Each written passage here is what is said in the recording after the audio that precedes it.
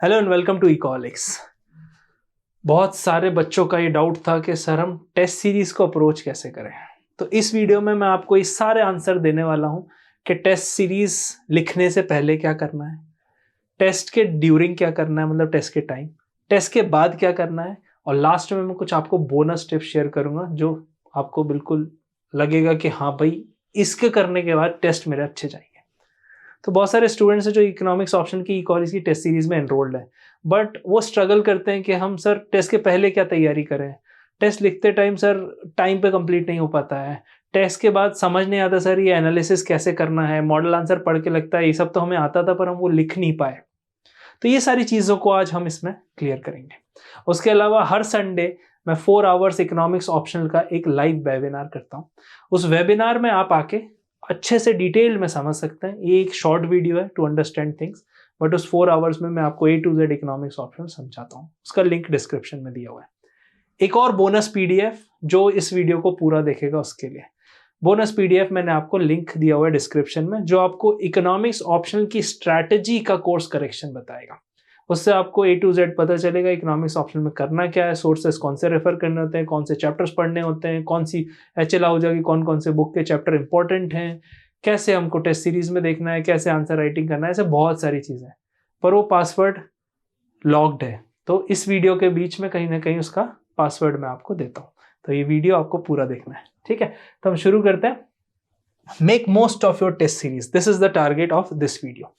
इसका क्या मतलब है कि हमने अगर कोई टेस्ट सीरीज ज्वाइन की है, चाहे वो आपने इकोलिक्स की हो, किसी और की हो, मैं आपको इस वीडियो में एक as a coach, as a mentor for you, मैं आपको ये बताऊंगा कि इस टेस्ट सीरीज से हम मैक्सिमम बेनिफिट कैसे ले सकते हैं। बहुत सारे स्टूडेंट्स हैं टेस्ट लिखने से डरते हैं। रीजन यही है कि इनको पता नहीं है कि करना क्या होता है। तो इसको हम 3 पार्ट में डिवाइड करेंगे, ठीक है। पहला है before, it means before the test. दूसरा है टेकिंग द टेस्ट, जब हम दे रहे हैं, टेकिंग और आई कैन से ड्यूरिंग, ठीक है। और तीसरा है आफ्टर द टेस्ट। ये और लिखा है मैंने, ठीक है। ये 3 पार्ट में हम डिस्कस करेंगे इस वीडियो में, और इसके बाद मैं आपको कुछ एडिशनल टिप्स, बोनस टिप्स दूंगा जो आप टेस्ट सीरीज को बेहतर बनाने के लिए कर सकते हैं, ठीक है। So before, during and after. पहला पॉइंट, बिफोर द टेस्ट। अब सबसे बड़ा डाउट आता है इंसान के कि टेस्ट लिखें कब। सर तैयारी तो हमने अभी शुरू की है, टेस्ट तो हम सिलेबस कंप्लीट होने के बाद ही लिखेंगे। ये सबसे बड़ा मिसकंसेप्शन है। वो दिन कभी नहीं आएगा जब आप फुली तैयार हो और आज से मैं टेस्ट सीरीज लिखूं। No, if you ask even a rank 1 of UPSC civil services of all the years, if you ask one question कि सर एग्जाम के एक दिन पहले, मैम एग्जाम के एक दिन पहले क्या आपका सिलेबस पूरा कंप्लीट था, आंसर होगा नो। ये लाइफ का ज्ञान भी है। आप कभी फुल रेडी नहीं होगे किसी चीज को शुरू करने के लिए, आपको शुरू कर देना है, फिर आप रास्ते ठीक करते चलना।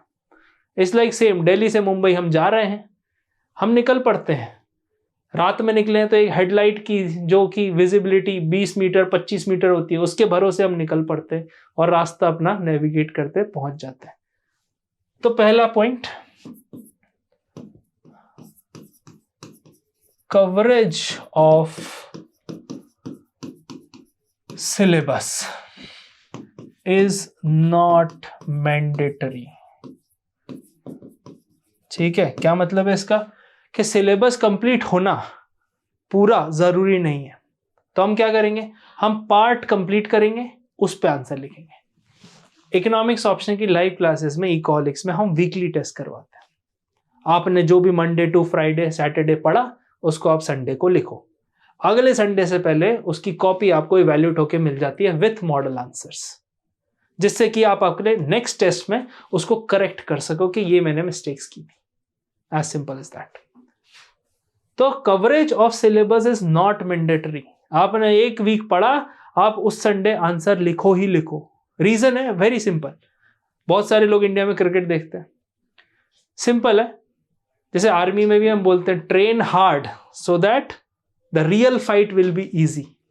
ट्रेनिंग में आप इतना हार्ड करो कि जब आप रियलिटी में वॉर करो तो वो आपको आसान लगे।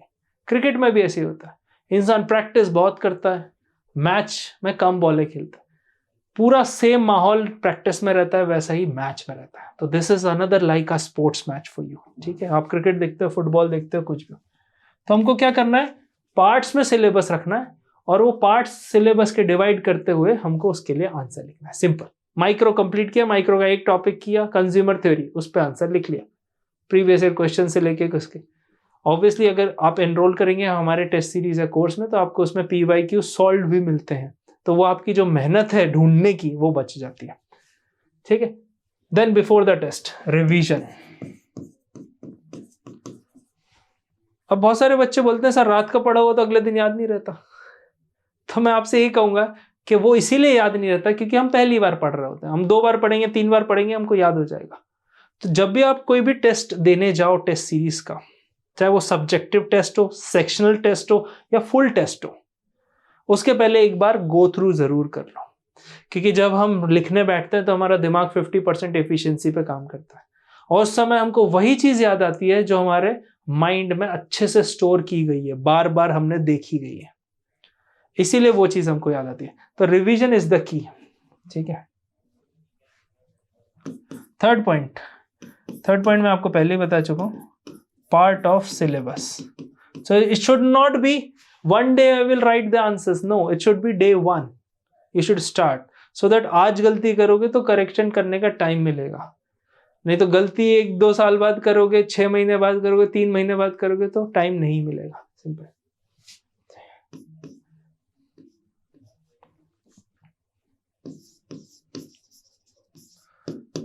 नेक्स्ट है सेटिंग। सेटिंग का क्या मतलब है, जहां भी आप टेस्ट लिखने जा रहे हो वो सेटिंग आपकी प्रॉपर होनी चाहिए। whether you are going for some library like और स्टडी टेबल, या आप घर पे ही एक टेस्ट सीरीज दे रहे हैं, जैसे कि हमारी जो ऑनलाइन टेस्ट सीरीज होती है उसमें बिल्कुल फील आपको ऑफलाइन वाला आता है। हम आपको टेस्ट देते हैं, आप टेस्ट लिखते हैं, आप वो कॉपी लिखते हैं, 3 घंटे का समय आपको दिया जाता है फुल टेस्ट लिखने के लिए। आप उसको स्कैन करते हैं, हमको भेजते हैं, हम प्रिंट आउट निकालते हैं, इवैल्यूएट करते हैं, उसको स्कैन करते हैं, आपको भेजते हैं। पूरा पेपर पे इवैल्यूएशन होता है, वो इवैल्यूएटेड कॉपी आपके पास आती है, पूरा सेटिंग आपको एग्जाम जैसा मिलता है। पर आपकी तरफ से मुझे क्या चाहिए, आपको पता है एग्जाम होता है गर्मियों में या ह्यूमिडिटी वाला टाइम रहता है, बारिश भी हुई तो। सरकारी कॉलेजेस के सेंटर होते हैं, कई बार हमें नहीं पता होता कि हमको कैसी सेटिंग में टेस्ट देने को मिलेगा। पर घर पे अगर आप देखें तो एसी में बैठ के अगर आप टेस्ट लिख रहे हैं तो पहला है कि हम हमारा जो सेटिंग बना है टेस्ट देने की वो बिल्कुल डिट्टो एग्जाम जैसी हो, एग्जाम सेंटर में जैसी हमको मिलेगी। ठीक। So these are the things that you have to do before the test. Second point, taking the test.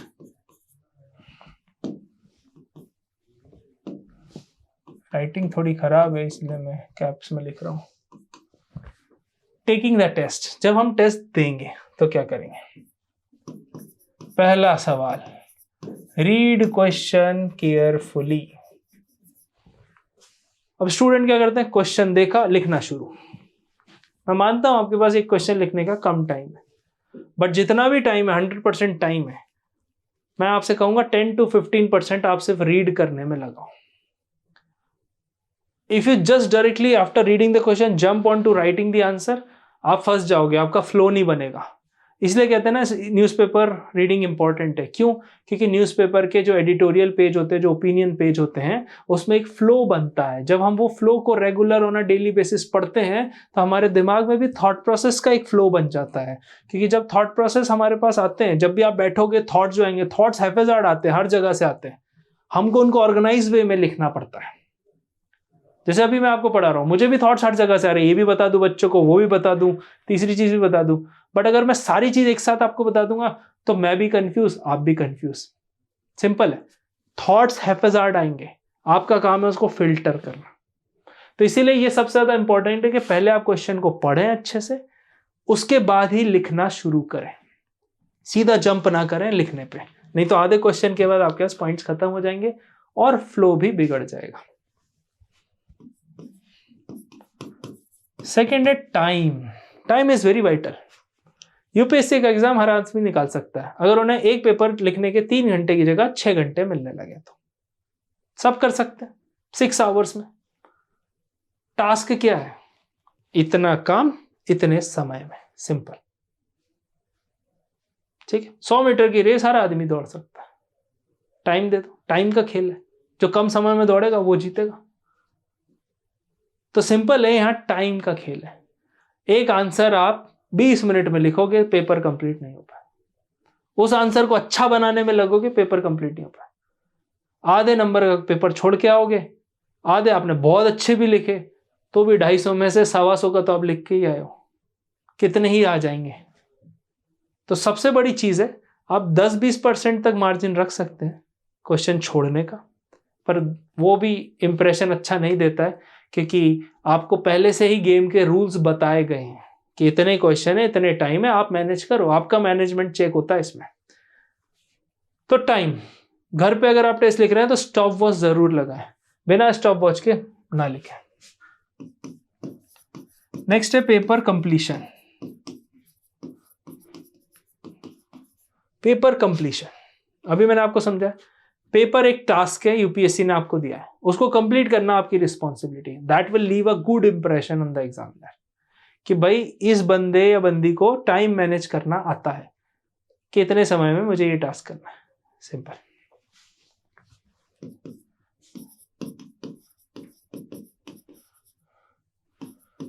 Next है strategy of attempting the questions. Strategy of attempting the question का क्या मतलब है? आपको 100 words, 200 words, 250 words, sometimes 300 words, अलग अलग type के questions देता है यूपीएससी। आपकी स्ट्रैटेजी क्या होनी चाहिए? जैसे ही हम एग्जाम शुरू करते हैं 3 घंटे का, हमारी नर्व्स ज्यादा रहती हैं, मतलब हम नर्वस फील करते हैं। तो जब भी आप 3 घंटे का टेस्ट दो, 15 मिनट पहले से उसी कुर्सी पे बैठ जाओ, सारी नर्वसनेस डाउन हो जाएगी। क्योंकि आपको लगे आप तो पेपर दे दे, मैं लिखना चाहता हूं। सिंपल। आप डॉक्टर के यहाँ गए होंगे, डॉक्टर क्या करता है?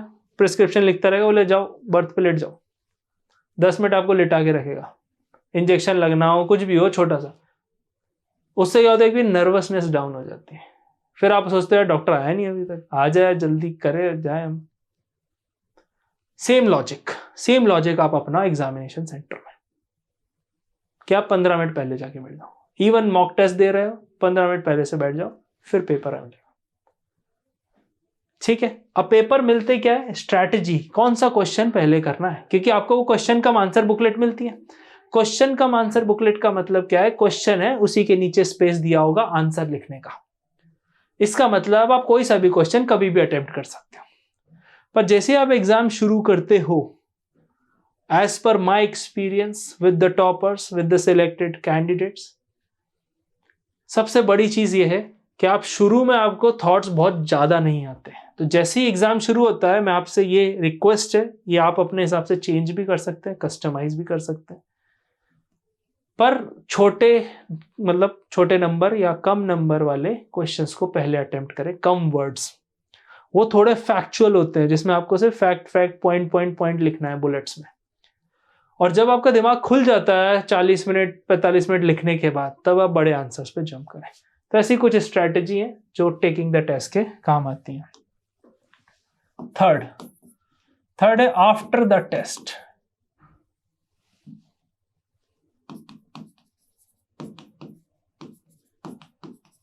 ये बहुत जरूरी है, दिस इज वेरी वाइटल। इसमें आप एनालिसिस करते हैं। एनालिसिस, भाई मैंने इतने क्वेश्चन लिखे, इतने मेरे सही हुए, इतने मार्क्स हैं। अब जब भी आप टेस्ट सीरीज दें, उसके मार्क्स पे ध्यान बिल्कुल मत दें। Don't get demotivated by the marks that you get in the test series. Simple.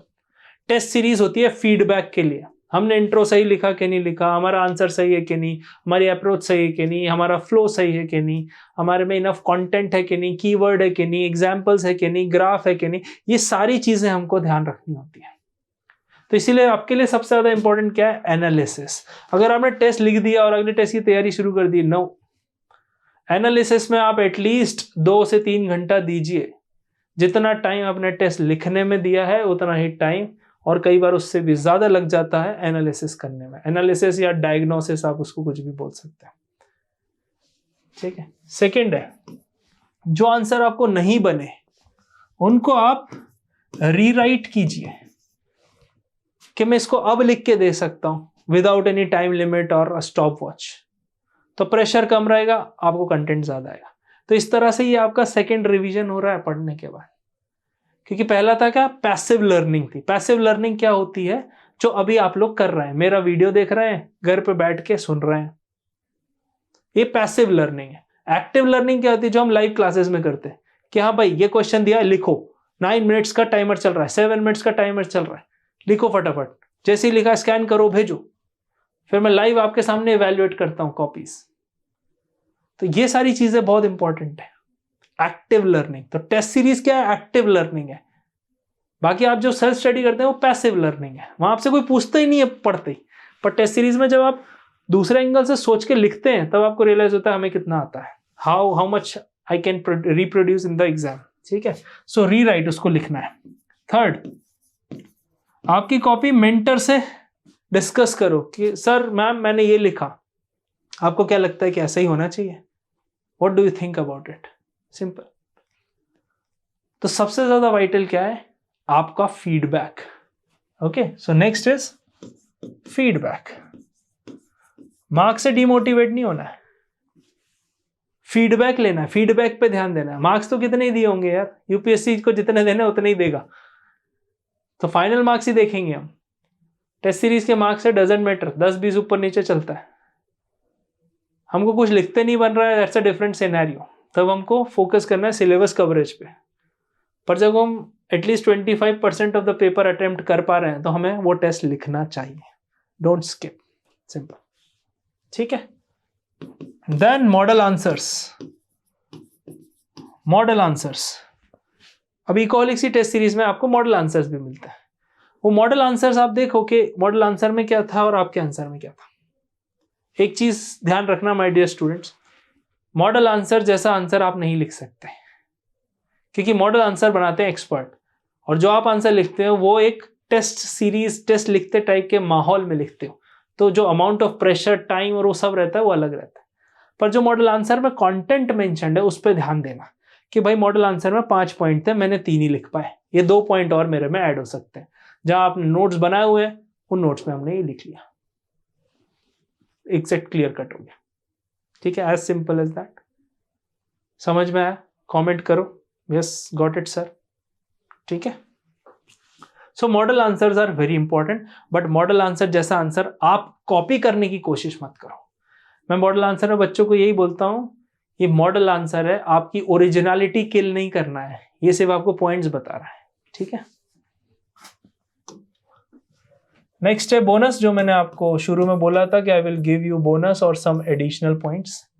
ना बोनस में सबसे ज्यादा इंपॉर्टेंट क्या है कि जब हम लिख रहे हैं यूपीएससी का एग्जाम, हमको कंसाइज लिखना है। कंसाइज मतलब शॉर्ट में।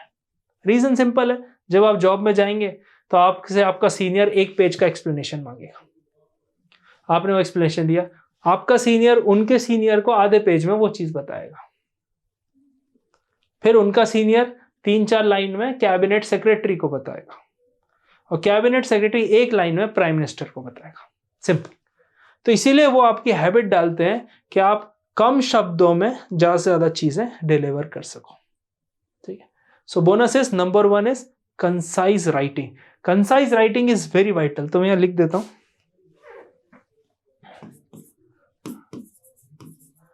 Concise writing. Next is simple language. Second is simple language. UPSC loves simplicity. Unnecessary के जार्गन्स अगर हम उसमें फिट करने की कोशिश करेंगे तो हमको मार्क्स नहीं मिलेंगे, वो टर्मिनोलॉजी थ्रो करने के मार्क्स नहीं मिलते, आप कितने अच्छे से एक्सप्लेन कर सकते हैं उसके मार्क्स मिलते हैं, ठीक है। Everyone is clear on that, ठीक है। सिंपल लैंग्वेज लिखनी है, कीवर्ड्स यूज करने हैं, जार्गन्स नहीं। आई hope you understand, that's a different thing. So concise writing, simple this. Than thinking. Thinking is a very vital point. अगर आप टेस्ट सीरीज लिख रहे हैं, सिलेबस पढ़ रहे हैं, टेस्ट सीरीज लिख रहे हैं, लाइव क्लास अटेंड कर रहे हैं, मटेरियल पढ़ रहे हैं, एटलीस्ट दिन में 30 मिनट्स आप जरूर निकालिए, without any technology, without any book, nothing. और 30 minutes of walk without even your phone. If there is no security issue, phone को आप हाथ मत लगाओ, put it on airplane mode. और 30 मिनट्स जस्ट ब्लैंक माइंड के साथ यू थिंक. आपको बहुत सारे थॉट्स आएंगे and that is where you get the clarity कि भाई रोज रोज तैयारी के चक्कर में हम समझ नहीं पाते, हमको वो बर्ड्स आई व्यू नहीं मिल पाता कि हम सही डायरेक्शन में जा रहे हैं या नहीं. वो थिंकिंग आपको लेके आएगी. ठीक. Last, mentorship. This is very vital. Reason is very simple. बच्चे बोलते हैं सर हम सेल्फ स्टडी से पढ़ लेंगे. आप पढ़ लो, पर आपके पास कोई मेंटर होना चाहिए. मे बी वो सिलेक्टेड कैंडिडेट हो, इस एग्जाम का कोई वेटरन सीनियर हो, मेरे जैसा कोई कोच और मेंटर हो, चाहे आपके कॉलीग्स ही क्यों ना हो, यूनिवर्सिटी के प्रोफेसर हो. बट मेंटर सिलेक्ट करने के पीछे एक चेकलिस्ट है, how to select a mentor. उस पीडीएफ का भी लिंक मैं आपको डिस्क्रिप्शन में दे दूंगा. बट वो मेंटर कैसे सिलेक्ट करना है वो सबसे ज्यादा वाइटल है, क्योंकि मेंटर से ही आप समझोगे कि हाँ इसको आता है कि नहीं, इसको एक्सपीरियंस है कि नहीं, जिससे मैं गाइडेंस ले रहा हूँ. ताकि ऐसा ना हो मैं रास्ते में भटक जाऊं और फिर जब मुझे पता चले तब तक बहुत लेट हो जाए. माय डियर स्टूडेंट, यहाँ पर खेल है टाइम बचाने का. और एज अ कोच मैं आपको ये सजेस्ट करूंगा कि at any cost you save your time. Time बचाने का सबसे ज्यादा वाइटल है. एक अटेम्प्ट से दूसरा अटेम्प्ट, तीसरा अटेम्प्ट, घर का pressure, mental pressure, motivation, career, बहुत कुछ हो जाता है. तो इसलिए don't take it very lightly. If you need my help, I will give my WhatsApp number in the description. You can always connect with me. I hope you like this video.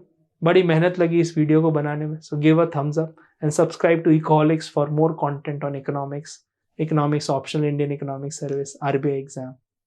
ठीक है, तो मिलते हैं हम Sunday के session में 4 hours वाले. उसका लिंक भी डिस्क्रिप्शन में. Thank you so much. Have a nice day.